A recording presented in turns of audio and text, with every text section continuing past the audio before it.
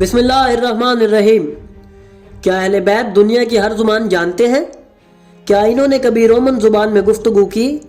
امام سجاد علیہ السلام نے رومن زبان میں ایسا کیا کہا کہ تمام لوگ رونے لگے؟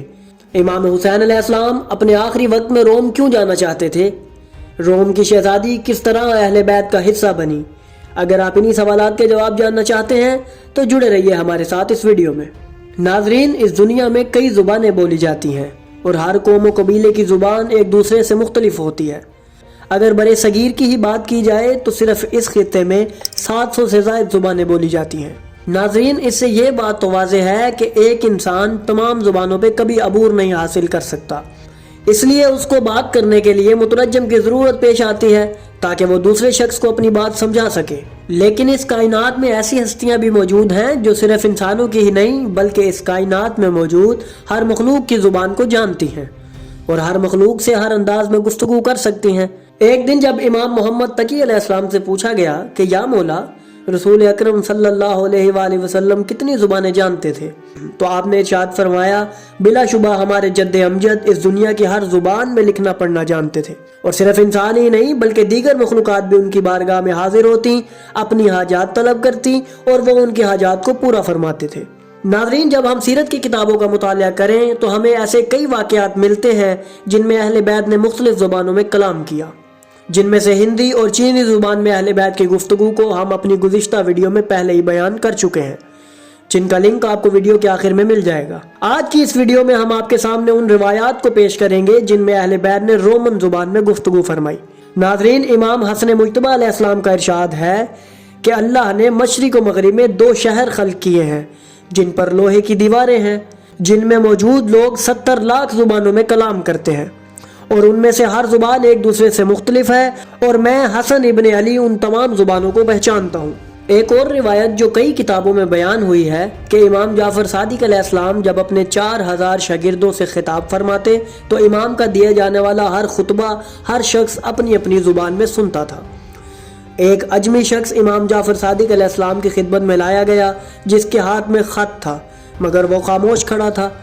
امام نے اس کی خاموشی کی وجہ کو بھانپ لیا اور اس سے اس کی زبان میں فرمایا، خط پڑھ کر سناؤ، میں تمام اہل زمین کی زبان سے واقف ہوں۔ ناظرین، اب ہم آپ کے سامنے ان روایات کو پیش کرتے ہیں جن میں اہل بیت نے رومی زبان میں گفتگو کی۔ امام جعفر صادق علیہ السلام سے روایت ہے کہ جب امام زین العابدین علیہ السلام کو یزید ملعون کے پاس لایا گیا اور ان کو اہل بیت سمیت زندان میں قید کر دیا گیا، وہاں موجود سپاہیوں نے آپس میں رومی زبان میں کہنا شروع کیا کہ ان قیدیوں کو نہیں پتا کہ کل ان سب کو قتل کر دیا جائے گا۔ ان کی گفتگو سن کر امام سجاد علیہ السلام نے ان سے رومی زبان میں فرمایا کہ میں تمہاری زبان سمجھ سکتا ہوں اور تم نے جو کلام کیا اس سے بھی میں واقف ہوں۔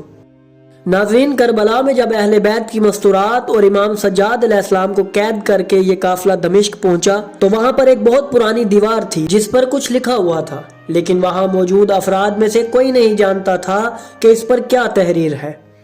پس امام زین العابدین علیہ السلام نے وہاں موجود عوام سے فرمایا کہ اس دیوار پر رومن زبان میں لکھا ہے کہ کیا اس قوم کے لیے عبرت نہیں جو دوسروں کا خون بہاتی ہے، اور جو لوگ ظالم ہیں ان پر بھی ایک وقت ایسا آئے گا کہ وہ سب فنا ہو جائیں گے۔ اس تحریر کو سن کر وہاں موجود ہر شخص رونے لگا۔ ناظرین، اہل بیت نے اپنے فرامین میں کئی علاقوں کی تعریف بیان فرمائی ہے جن میں سے ایک روم بھی ہے۔ جب ہم قدیمی کتابوں اور تاریخی روایات کا مطالعہ کریں تو ہمیں یہ راز ملتا ہے کہ امام حسین علیہ السلام نے کربلا کے میدان میں جن 2 علاقوں کی طرف جانے کی خواہش ظاہر فرمائی تھی وہ ہندوستان اور روم تھے، جس کی تعبیر ہمیں وقت کے ساتھ ساتھ نظر آئی۔ جب امام حسن عصگری علیہ السلام کی زوجہ جن کا اسم مبارک حضرت نرجس خاتون تھا، وہ کیسر روم کی شہزادی اور حضرت عیسیٰ ابن مریم کے وسیع حضرت شمون کی نسل سے تھیں جن کا نکاح خاندان رسالت میں ہوا۔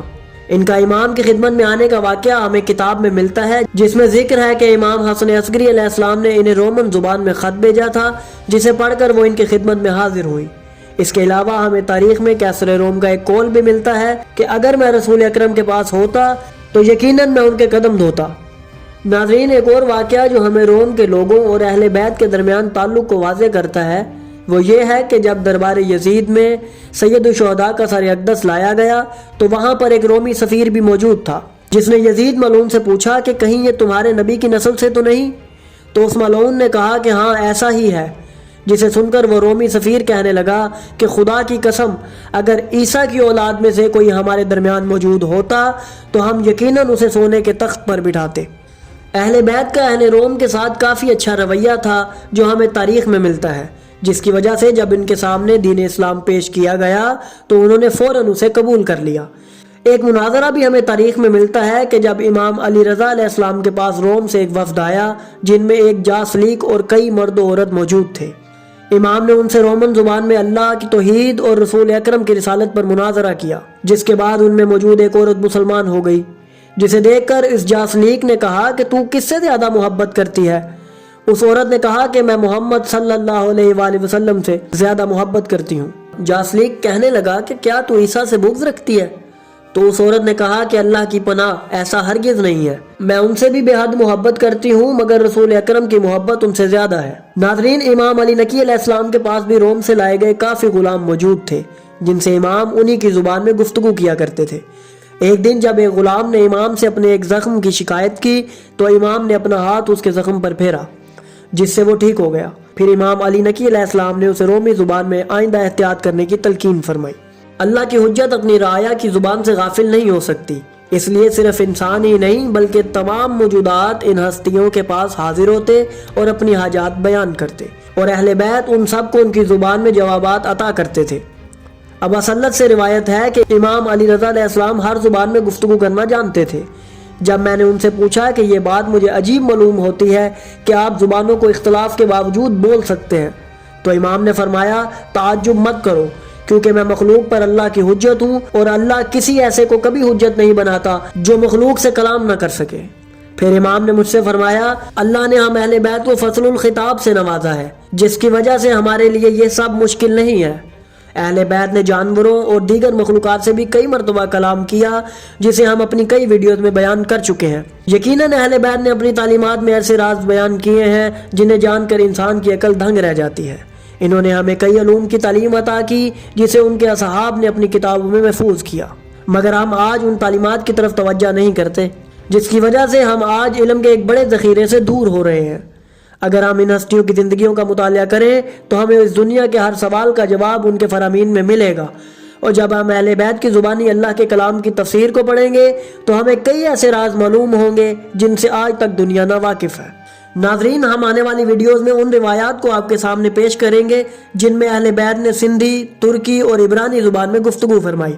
ان تمام علمی اور دلچسپ موضوعات سے لطف اندوز ہونے کے لیے ہمارے ساتھ جڑے رہیں۔ اگر آپ کو ہماری یہ کاوش پسند آئی تو ہماری ویڈیو کو لائک کریں، ہمارے چینل کو سبسکرائب کریں اور بیل آئیکن کو بھی دبا دیں تاکہ آپ کو ہماری آنے والی مزید ویڈیوز ملتی رہیں اور آپ علم سے مستفید ہوتے رہیں۔